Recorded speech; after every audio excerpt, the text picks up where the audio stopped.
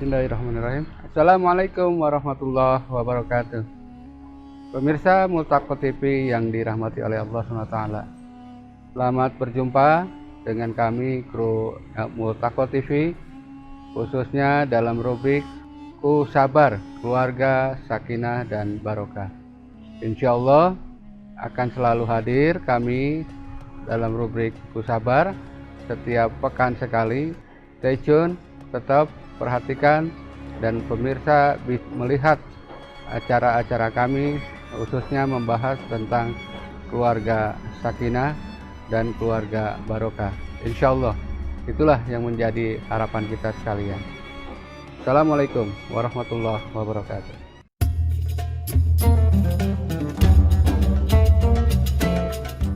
Bismillahirrahmanirrahim. Assalamualaikum warahmatullahi wabarakatuh. Alhamdulillah alladzi hadana li hadza wa ma kunna linahtadiya laula an hadanallah. Asyhadu an la ilaha illallah wahdahu la syarikalah wa asyhadu anna Muhammadan abduhu wa rasuluh. Allahumma shalli wa sallim ala sayidina Muhammadin wa ala alihi wa ashabihi ajmain, amma ba'du. Pemirsa keluarga sakinah dan barokah Multaqo TV yang ana banggakan, yang berbahagia, yang dirahmati oleh Allah SWT. Jumpa kembali dengan anak saya Abah Hatan dalam rubrik Ku Sabar, Keluarga Sakinah dan Barokah.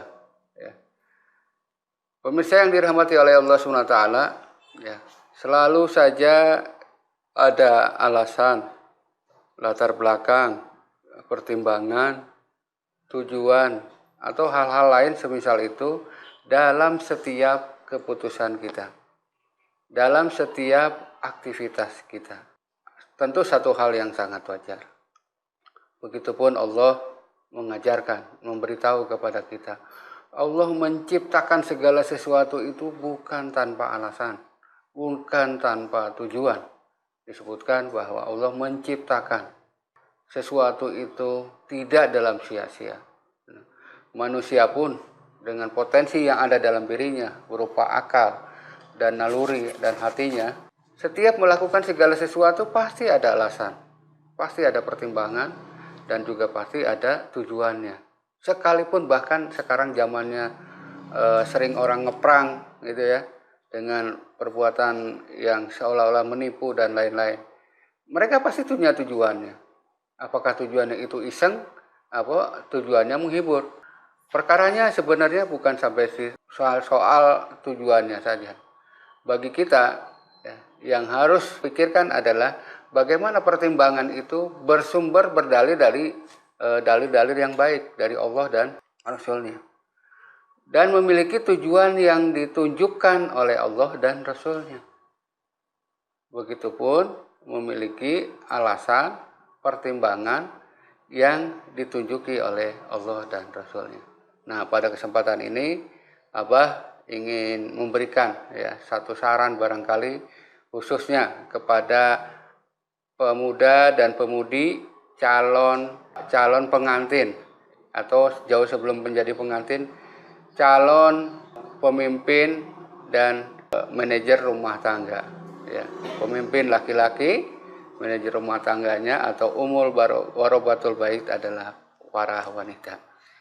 Maksudnya Abah ingin menyampaikan sebuah informasi kepada kalian para pemuda dan pemudi di dalam mempertimbangkan siapa yang akan kamu pilih untuk menjadi calon istri kamu atau calon suami kamu.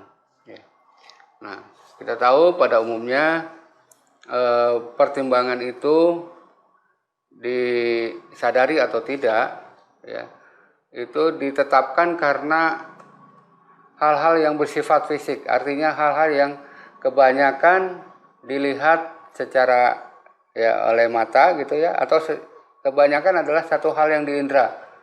Laki-laki senang dengan suara perempuan yang manja, lembut, merayu misalkan. Nah, karena mungkin senang dengan itu, perkenalan misalkan di media sosial atau dengan telepon nyasar atau apa segala macam, seolah-olah itulah calon gambaran istrinya gitu. Mungkin ada juga yang senang dengan melihatnya. Ini kebanyakan manusia ya, melihat oh ada perempuan sangat cantik. Nah, itu bisa jadi pertimbangan untuk dirinya mengambil keputusan akan menikahi perempuan itu. Bahkan ya Afwan, ada mungkin juga ya mempertimbangkan karena penciumannya ya. Perempuan cantik ya, suaranya bagus, ketika lewat ya Afwan saja ada lewat di hadapan laki-laki yang sangat suka, ternyata maaf ya baunya misalkan, ternyata baunya tidak mengenakan, dia tidak mau memilih. Itu salah satu pertimbangan juga ya. Sebaliknya mungkin oh ini nggak cantik, suaranya cukuplah perempuan lah, nggak suara laki-laki misalkan. Kemudian pembawaannya atau penciumannya itu mengatakan oh tidak bau lah, ditolerir. Ada yang seperti itu. Ada pula pertimbangan ketika memilih calon mempelai wanita, calon istrinya maksudnya, itu karena hartanya, karirnya, ya, atau pembawaan ya, behaviornya, ya, atau juga mungkin kecerdasannya dan lain-lain, ya. Namun semuanya itu adalah sesuatu yang pada umumnya nampak ya, bisa diindra, ya, teridrok oleh panca indera kita ya, terutama mata, kemudian pendengaran dan juga penciuman kita ya. Bahkan naudzubillah jalik mungkin ya ada yang melalui persentuhan ya. Saya sebut naudzubillah jalik karena mestinya sebelum menikah tidak boleh laki-laki ajnabiyah ya, laki-laki asing itu menyentuh kita para perempuan. Lalu bagaimana caranya? Bagaimana pertimbangannya? Apa pertimbangannya? Ya, salah satu masukan dari Rasulullah SAW dalam sebuah hadis ya, diriwayatkan oleh muttafaq alaih, artinya diriwayatkan oleh banyak periwayat hadis Rasulullah SAW, disebutkan bahwa tunkahul mar'atu li arba'i, nikahilah wanita itu dengan 4 hal. Para wanita jangan protes dulu ya, karena seolah-olah sini ada bias gender gitu. Emang laki-laki nggak boleh gitu, perempuan nggak boleh milih karena gitu ya, nikahi karena apa gitu. Sebetulnya sama saja ya. Nah, tunkahul mar'atu li arba'i, nikahilah wanita itu karena 4 hal. Nah, ini ada 4 pertimbangan ya.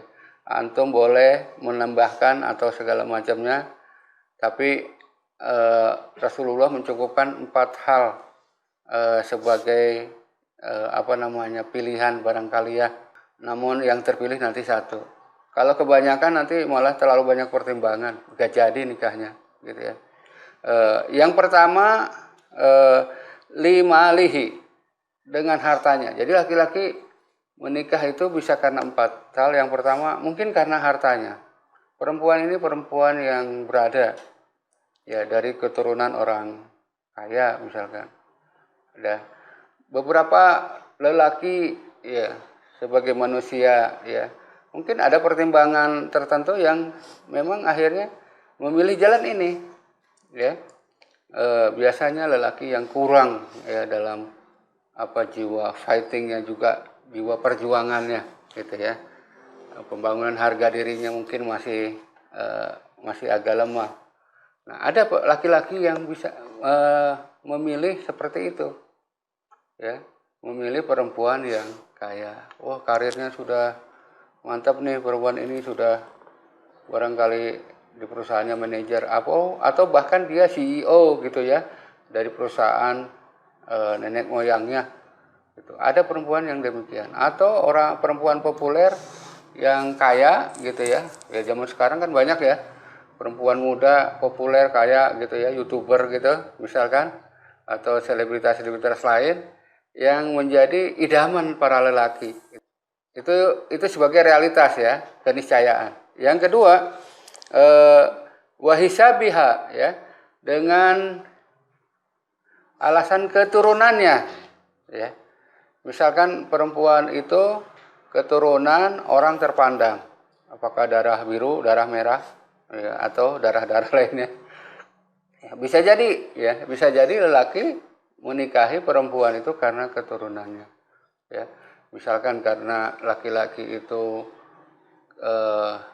putra dari politikus, ya, dia perlu merasa untuk mempertahankan ya budaya atau kultur politiknya, ya, dan meneruskan tahta atau kekuasaan politiknya, maka memilih ya para wanita keturunan politisi misalkan, ya. Ya. Berikutnya yang ketiga ya wali jamaliha,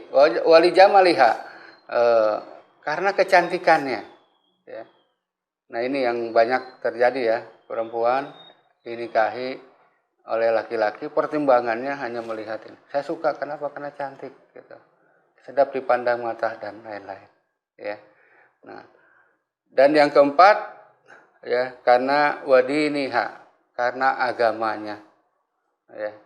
Sekali lagi para pemuda khususnya, ini adalah keniscayaan, bukan satu keharaman, ya. Keniscayaan ada 4. Yang pertama dengan malnya, yang kedua dengan hisabiha, dengan keturunannya, dan yang ketiga dengan kecantikannya, serta yang keempat dengan agamanya. Bagaimana yang terbaik? Nah, kata Rasulullah SAW, fajfar, ya, utamakanlah. Fajfar bijatiddin, ya, utamakanlah dengan agamanya atau karena agamanya, ya. Kenapa? Karena Rasulullah SAW mengatakan, ini sebuah jaminan sebetulnya ya, taribat yadaka, ya. Orang yang menikah karena memilih wanita itu taribat yadaka, kata Allah, pasti dia akan beruntung. Bagaimana bisa? Ya, kita lihat saja bagaimana para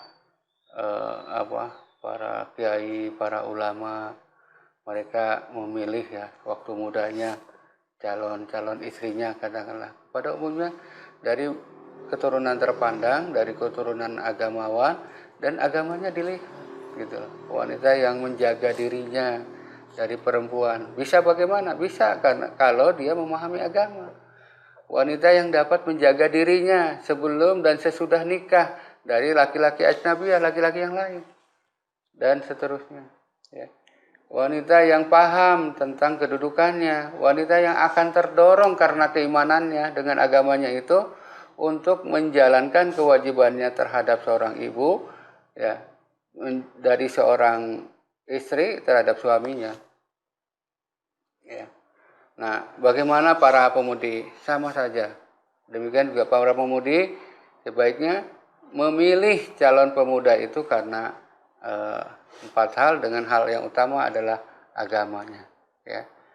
Yaitu agamanya laki-laki yang kita pandang mengetahui agama, di mana agamanya itu menjadi standar hidupnya, menjadi ukuran hidupnya, ya. Bahkan juga termasuk ukuran keberhasilannya dilihat atau distandarkan dengan agama.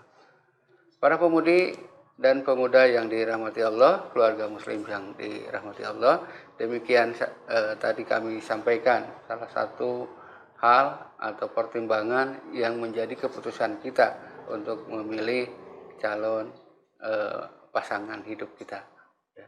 Jangan salah, jangan sampai merugi di hari kemudian, ya.